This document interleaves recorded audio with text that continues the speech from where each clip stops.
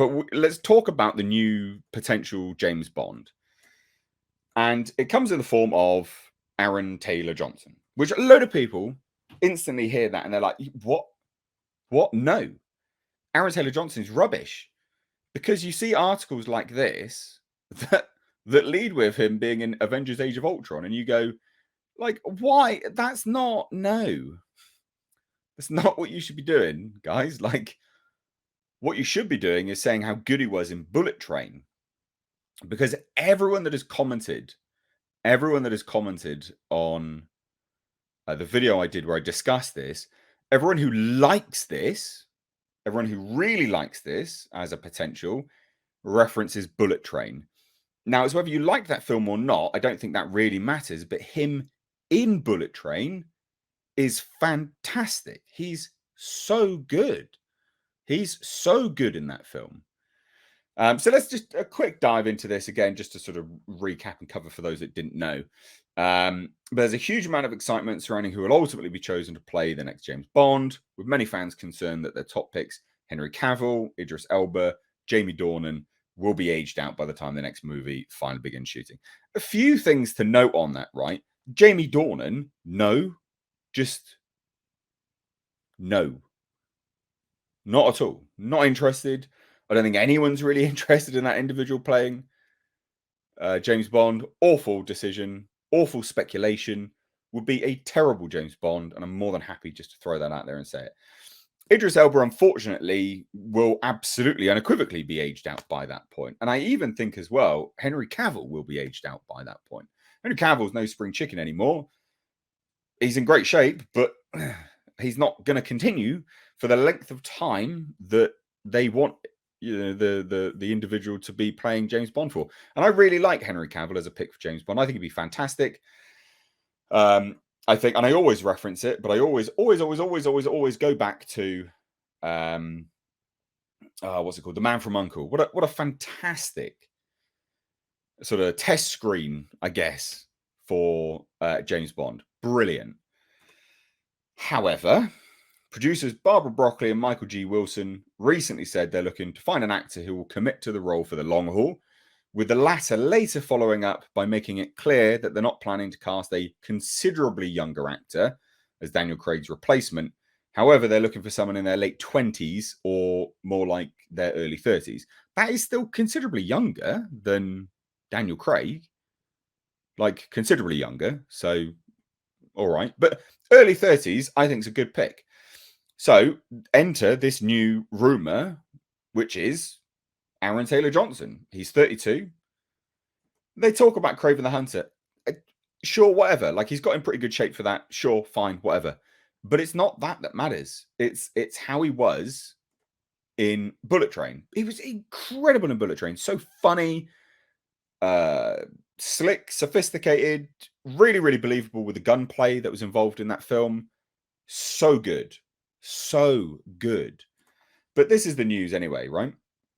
And take this with a massive pinch of salt because it comes from The Sun, which is a renowned shit rag. So not good. But according to The Sun, the British actor has emerged as the front runner for the role after taking part in what they described as a top secret screen test. Which is like when you hear that, you're like, well, how did you find out then? Like, come on. Whatever. So-called sources tell the tabloid, which isn't the most reliable source of news, known shit rag, that Taylor Johnson impressed Broccoli with an audition at Pinewood Studios. He's a British actor as well. One insider is reported to have said Aaron went for a test screening to be the next Bond in September, and producers and Barbara, loved him. He's now one of the front runners. So sure, whatever. The thing about The Sun is, a broken clock is right twice or something like that, twice a day.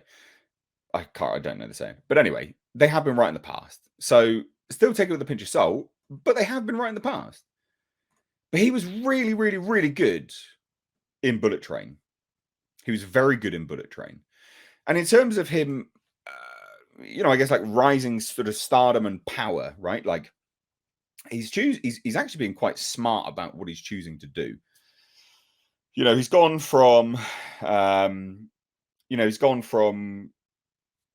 Kick-Ass to it was Kick-Ass, wasn't it? Kick-Ass to uh I don't know, Avengers, not the specific stepping stones, but goes from Kick-Ass to Avengers, then jumps up to uh sort of smaller films that you don't really recognize him in that much.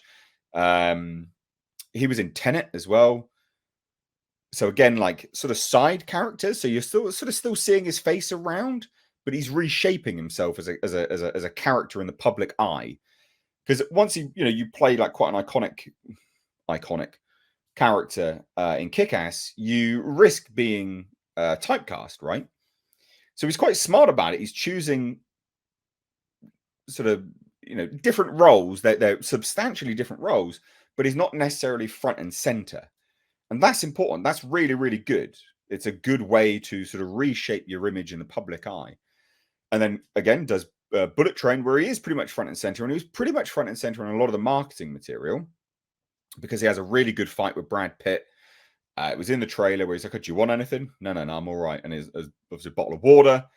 And then Brad Pitt smashes him with a bottle of water. It's brilliant. Bullet Train's fun. Good. Go watch it. And so it's a fairly steady, good progression for his career. I can see it, and I also think he would make a really good Bond. I genuinely think he'd be a good Bond. I think like what characteristics do you need for Bond? Got to be in shape, sort of. Obviously, the older Bonds weren't. We all get that, but you've got to be in shape enough for people to believe that you can be a womanizer to a certain degree, right? And it's dependent on what look they're going for, whether they're looking to go for.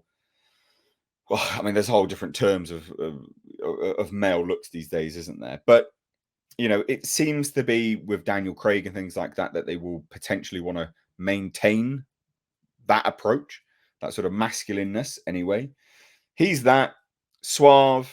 I think Bond is a little bit sleazy. I said this in my other video, and people were like, "No, not sleazy. He's suave. Suave's you're looking for." I'm like, "Well, no, not really." Because Bond, bags a lot of chicks, and you got to be a little bit sleazy in it. He is very sleazy in his approach to stuff like that, which is fine. Like I'm not gonna kick a man. Do your thing, bro. So, but I think Aaron Taylor Johnson could do this. I think he'd be very, very good. I think he'd be good, very, very good. And people saying he doesn't have enough star power. Daniel Craig didn't have enough star power when he became James Bond. He wasn't really that well known, Daniel Craig, and he hadn't really done that much in the way of a film where you could sort of justify that name being pulled out. I mean, I remember when he was cast, people weren't like, "Oh yeah, great!" Like people were like, "Hey, what?" And then people saw, there was that famous shot of him coming out the ocean and stuff. People were like, "Oh, okay, he's built like a brick shithouse now." He wasn't a star power either. I think Aaron Taylor Johnson's a good pick. It is literally just a case of rumor at this point, but I like the pick a lot. I think that's good. I think it's a good pick. So let's get to. We've got a super sticker here from Al Humphreys. Thank you so much, dude, for £4. Do appreciate it. Do appreciate everyone joining in the conversation because it is just me at this point in time. So if you want to join in the conversation, that's not me looking like a dickhead talking to myself. Contribute, basically. I'm joking. I always look like a dickhead. Anyway, Miss Zen for £2. Because I would love a movie with Lemon and Tangerine. Yeah, they were great. Lemon and Tangerine were great. The comedic timing of Aaron Taylor Johnson, some of which I didn't realize he had, right? He genuinely has good comedic timing. Didn't realize he had it. Cool. Really, really good. Like, I'm all for it. Genuinely, I'm all for it. So, yeah.